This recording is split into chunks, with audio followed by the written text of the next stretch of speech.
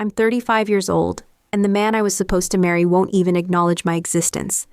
Marcus won Executive of the Year last month. I watched the ceremony online because I wasn't invited.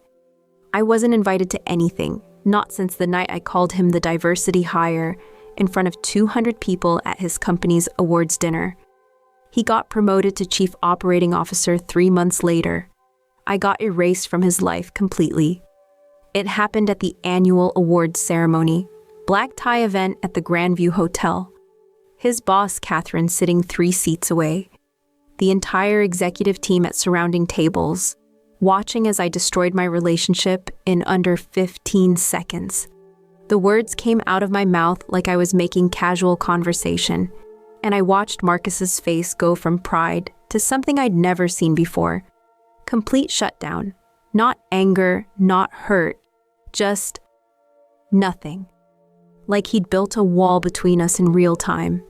There were 200 people in that ballroom, 200 witnesses to the exact moment I became the woman who reduced her partner's achievements to the color of his skin. But you need to understand who Marcus was before I broke him. Before I became the cautionary tale his sister probably tells at family gatherings about the kinds of people to avoid. We met when I was 27. Marcus was the kind of man who noticed everything, not in an overwhelming way, but in the way that made you feel seen. He remembered that I hated grocery shopping, so he'd pick up what I needed on his way home from work. He knew I got anxious before big presentations, so he'd text me exactly 3 minutes before I had to go on. "You've got this. They're lucky to hear from you every single time, for 6 years. When my father had his stroke in year 4, Marcus didn't hesitate. Rearranged his entire work schedule to drive me to the hospital every day for 3 weeks. Sat with me in waiting rooms that smelled like antiseptic and fear. Held my hand through the doctor's updates. Never complained once, even when it meant missing important meetings. At my dad's bedside, when I was too exhausted to think straight, Marcus was the one who asked the right questions, took notes, made sure I was eating. "Your family is my family," he said simply. And he meant it. He was steady, brilliant. The kind of man who could command a room without raising his voice. Who read constantly, business strategy, philosophy, novels he'd recommend to me with sticky notes, marking his favorite passages. Who cooked elaborate Sunday dinners because he found it relaxing. But there were signs I ignored. Warning lights I chose not to see. 8 months before the awards ceremony, we were at dinner with my college friends, 3 women I'd known since freshman year. Marcus was telling them about a new initiative he was leading at work, restructuring the company's supply chain. His eyes were bright, animated. He loved his work. "That sounds incredibly complex," my friend Amy said. "It is, but it's fascinating. The logistics alone require coordinating 14 different..." "Well, it helps that your company is so focused on diversity," I interrupted. I was smiling, like I'd said something helpful. "They've been really intentional about creating opportunities for advancement." The table went quiet for just a beat. Amy's eyes widened slightly. Marcus stopped mid-sentence, his expression carefully neutral. "What does that mean?" he asked quietly. "Nothing. Just that it's great your company values inclusion." "That's a good thing." He nodded slowly. Didn't finish his story. Changed the subject. In the car afterward, he was silent for 10 minutes before speaking. "When you say things like that, it makes it sound like I didn't earn my position." "That's not what I meant." "Then what did you mean?" "Just that your company is progressive, that's all." "Emma." His hands tightened on the steering wheel. "I have an MBA from Wharton. I've been with this company for 9 years. I've exceeded every metric, led projects that generated millions in revenue. When you attribute my success to diversity initiatives, you're implying I couldn't have achieved it on merit. You're being too sensitive. I was complimenting your company." He went quiet, didn't bring it up again. I told myself he was overreacting. That was 8 months before the awards ceremony.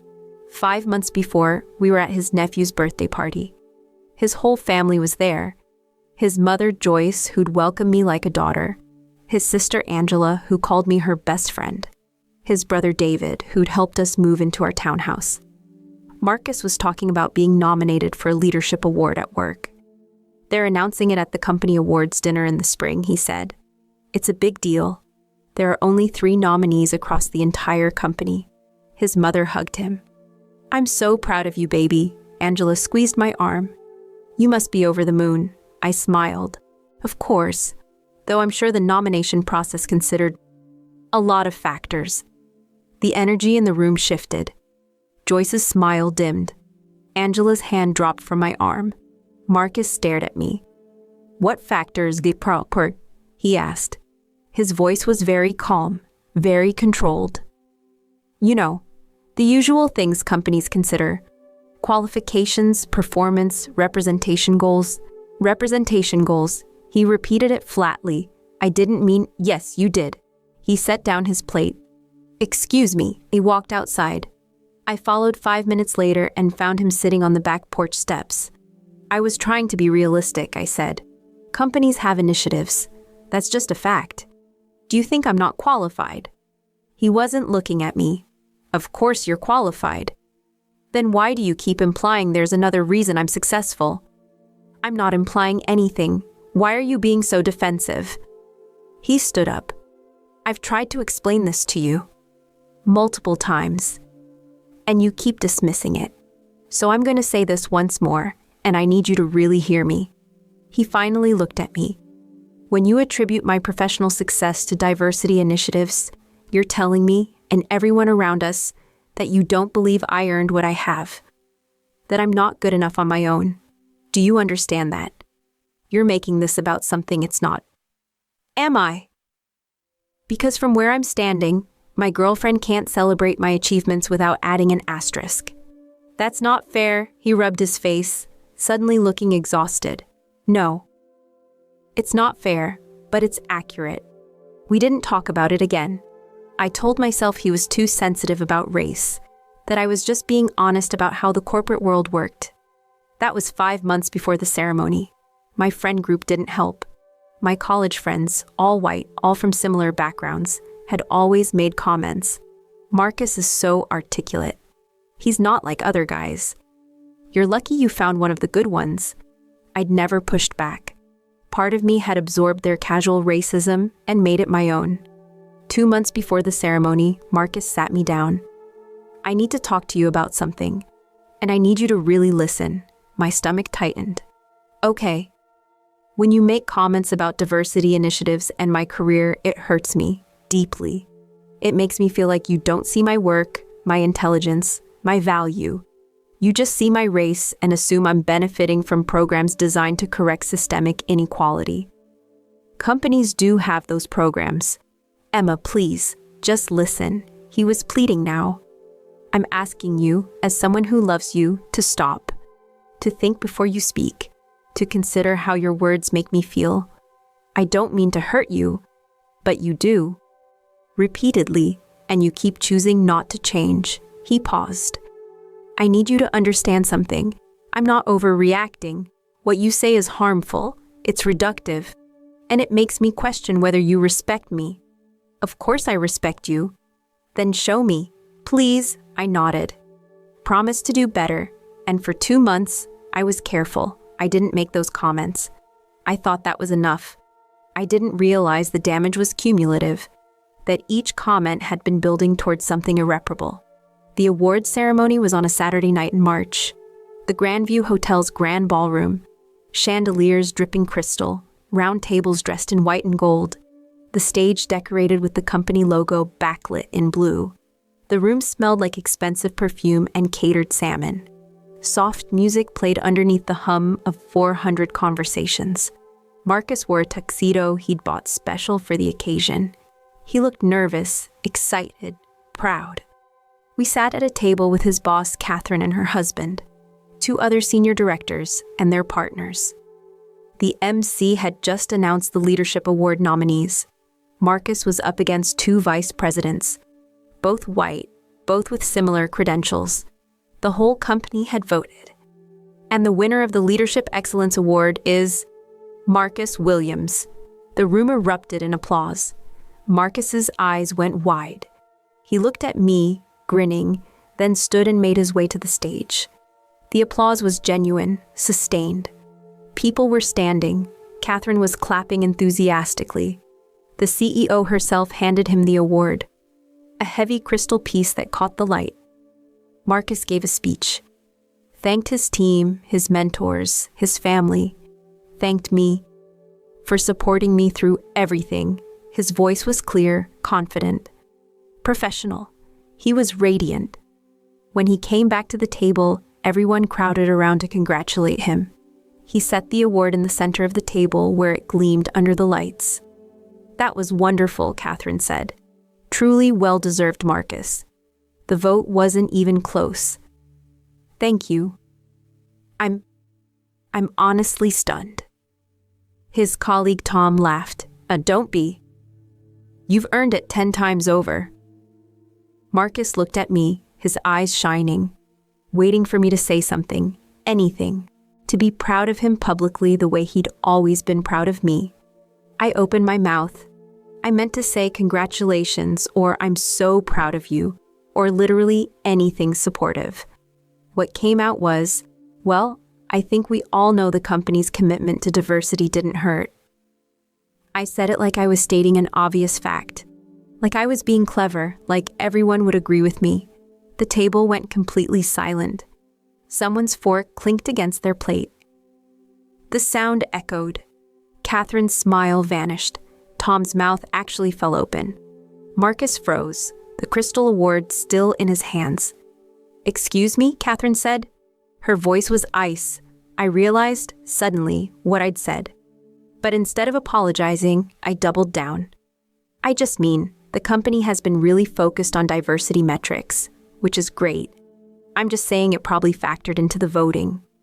The voting, Catherine said slowly, was based entirely on peer evaluation, project outcomes, and leadership impact. But please, Emma, tell us more about how you think our process works. I didn't mean you called my award the result of diversity metrics, Marcus said.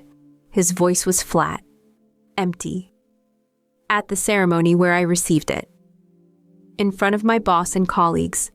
That's not what I said, that's exactly what you said. Catherine stood. Marcus, congratulations again. You earned every bit of this recognition. Emma, I think you should leave. Catherine, Leave! Now. Marcus still hadn't moved. He was staring at the award in his hands like he couldn't process what had just happened. His face was completely blank. I stood, my hands shaking, my face burning. Marcus, I didn't mean... He looked up at me, and the look in his eyes made me stop breathing. It wasn't anger. It was something worse. Disappointment so profound it looked like grief. Go, he said quietly. Marcus, please, just go. I walked out of that ballroom through a sea of stairs, 200 people watching me leave. The walk to the exit took 30 seconds. It felt like 30 hours. I waited in the hotel lobby for 90 minutes, called Marcus 12 times. All went to voicemail. Finally, I took a cab home. He came home at 2 a.m. I was awake, waiting. Marcus, please, I'm so sorry. I don't know why I said that. Yes, you do. He walked past me to the bedroom. I was nervous. I drank too much. You were sober, and you weren't nervous. You were being yourself. He pulled a suitcase from the closet. What are you doing? I'm staying at Angela's. No, please, we can talk about this. There's nothing to talk about. He was packing mechanically. Shirts, pants, shoes. It was one comment. He stopped, turned. One comment. Emma, you've been making these comments for years. I've told you how much they hurt me. I've explained, begged, pleaded with you to stop. And tonight, on what should have been one of the proudest moments of my career, you reduced my achievement to my race. In front of 200 people, including my boss. I didn't mean it like that. How did you mean it? Please explain. How else should I interpret the company's commitment to diversity didn't hurt? I couldn't answer, because there was no other interpretation. You know what Catherine told me after you left?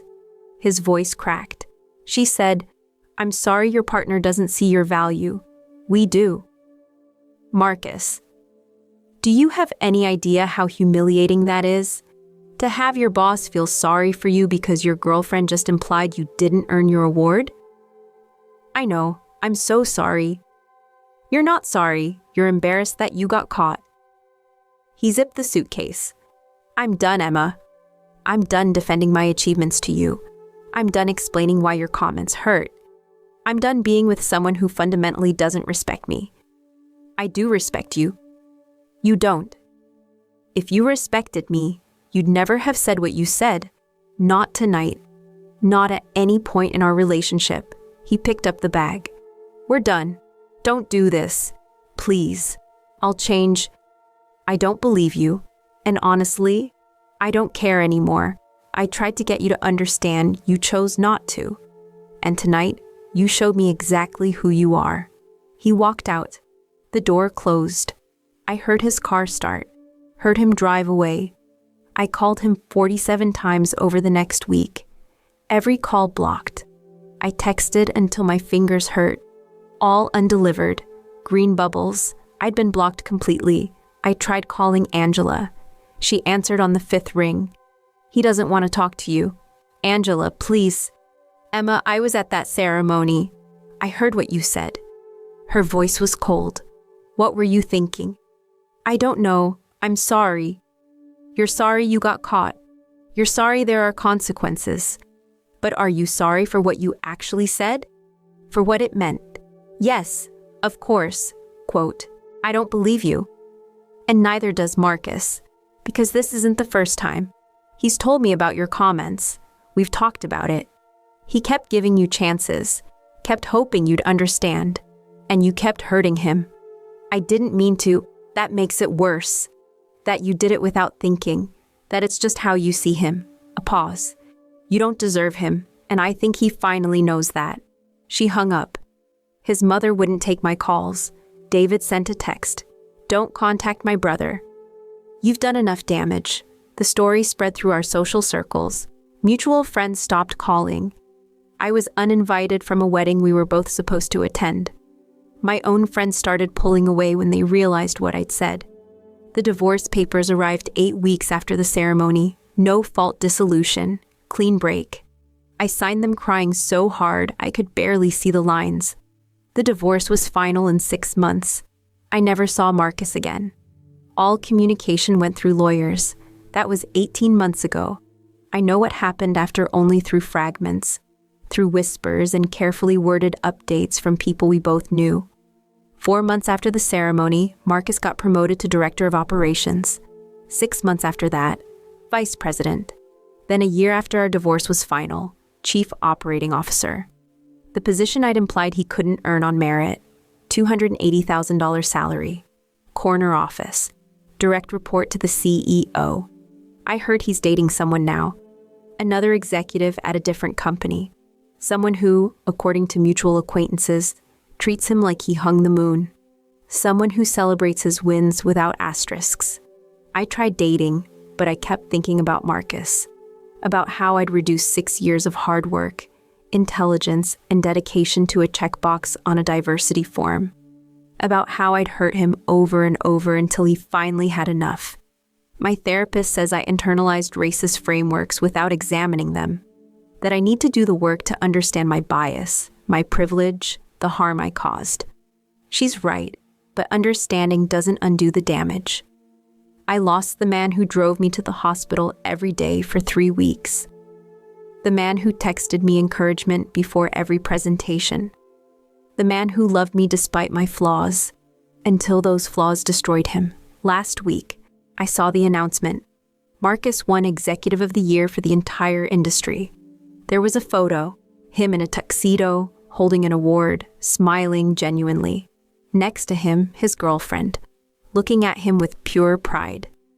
I stared at that photo for an hour. He looked happy. Actually happy. Free? I learned something, though it came far too late. I learned that love without respect is hollow. That you can claim to value someone while systematically diminishing them. That intent doesn't matter when impact is devastating. I learned that racial bias doesn't require malice, that casual comments accumulate into unbearable weight, that dismissing someone's experiences because they make you uncomfortable is a choice to cause harm. I learned that I didn't mean it that way is just another way of saying, I don't care how you received it. That being honest about how the world works was code for perpetuating the systems that make it harder for people like Marcus to be seen for their merit. Most importantly, I learned that some damage is irreparable. Some words can't be taken back. Some people will rightfully walk away and never look back. I knew what I had. A brilliant, kind, patient man who loved me deeply. And I reduced his achievements to his race over and over until he finally chose himself. He was right to leave. Somewhere across the city, Marcus is probably planning his future with someone who sees his value, who celebrates his wins without qualification, who would never, ever imply he didn't earn what he achieved. And I'm here, alone, with nothing but the memory of the man I diminished and the relationship I destroyed because I wouldn't examine my own prejudices. He won Executive of the Year. He earned it, and I earned this.